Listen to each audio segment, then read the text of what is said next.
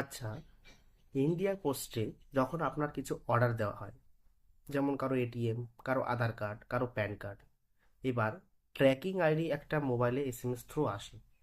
আজকে দেখাবো সেই এসএমএস থ্রু বা সেই ট্র্যাকিং আইডি দিয়ে আমরা কিভাবে ট্র্যাক করব যে পোস্ট অফিসের সেই আর্টিকেলটা যেটা আমাদের আসবে সেটা কত দূরে আছে। ট্র্যাকিং করব শুধু মাত্র আজকে ফোনের মাধ্যমে। চলো শুরু করা যাক।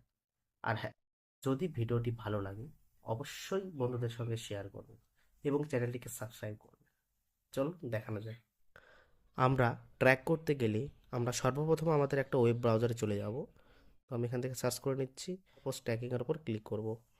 দিয়ে ফার্স্ট অফ অল যে প্রথম লিঙ্কটা যেটা আছে ইন্ডিয়া পোস্ট পেমেন্ট ব্যাঙ্ক, এটা আমরা ক্লিক করার পর একটু নিচে আসবেন, এটা ইংলিশটা চুজ করে নেবেন। আমি ইংলিশটা করে নিচ্ছি। এখানে কিছু করতে হবে না, যেমন আছে তেমনই থাকবে। দিয়ে এখানে এন্টার কনজিসমেন্ট নাম্বার, আপনার আর্টিকেল যে নাম্বারটা ওইটা আমরা এখানে বসাবো।